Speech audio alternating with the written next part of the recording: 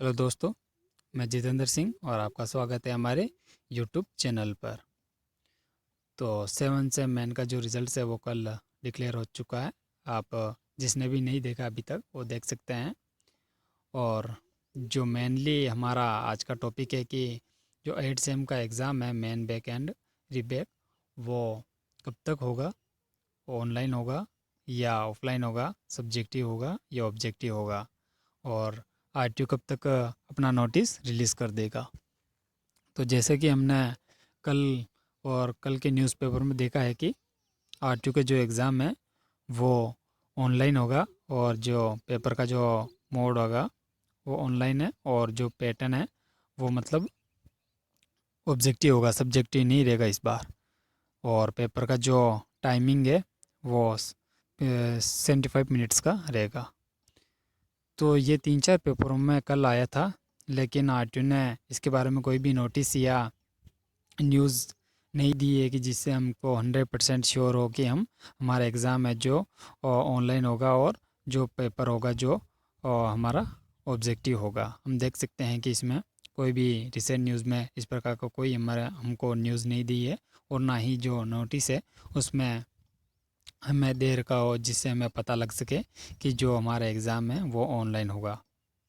तो अब हम 100% श्योर नहीं कि जो आरटीओ का जो एग्ज़ाम है 8 सेम का वो ऑनलाइन होगा या ऑफलाइन होगा। तो हमारे मन में काफ़ी सारे डाउट हैं, स्टूडेंट्स के मन में भी काफ़ी सारे डाउट्स हैं कि हमारा जो एग्ज़ाम है वो किस प्रकार होगा, ऑनलाइन होगा या ऑफलाइन, और ऑब्जेक्टिव होगा या सब्जेक्टिव।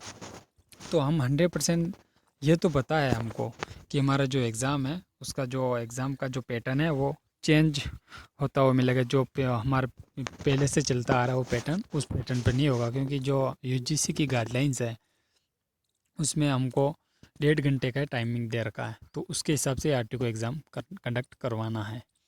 तो जो कल रिजल्ट्स डिक्लेयर हुआ उससे पता लग रहा है कि आरटीओ का जो एग्ज़ाम है वो जल्द से जल्द एग्ज़ाम कंडक्ट करवाएगी। तो हमारा जो 8 सेम का जो एग्ज़ाम होगा उसका जो नोटिस है वो आपको आरटीओ की साइट्स पर 6 या 7 दिनों के अंदर आपको देखने को मिल जाएगा कि एग्ज़ाम का जो पैटर्न है वो किस प्रकार रहेगा, ऑफलाइन होगा या ऑनलाइन होगा, या ऑब्जेक्टिव होगा या सब्जेक्टिव होगा।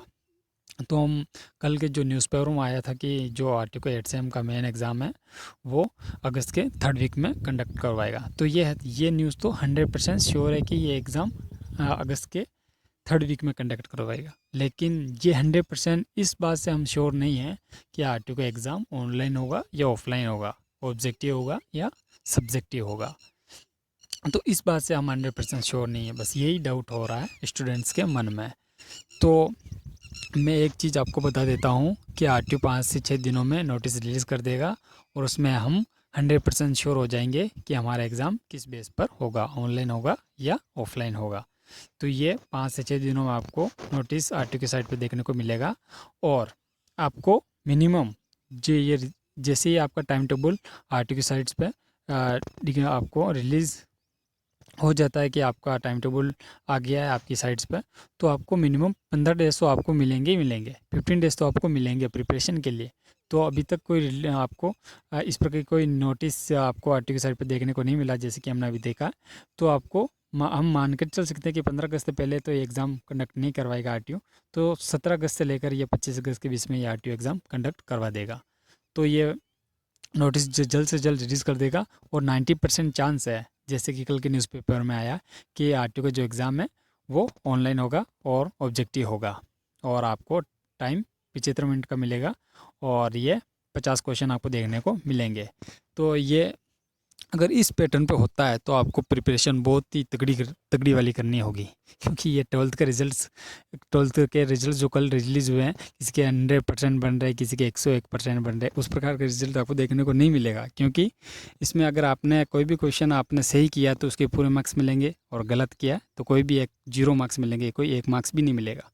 तो अगर आप अपने जो जितने मिनिमम आरटीओ की साइट्स पे आपको नोटिस में देखने को मिल जाएगी कि मिनिमम पासिंग मार्क्स कितने होंगे, और एक क्वेश्चन कितने मार्क्स का होगा, ऑनलाइन होता है एग्ज़ाम और ऑब्जेक्टिव होता है।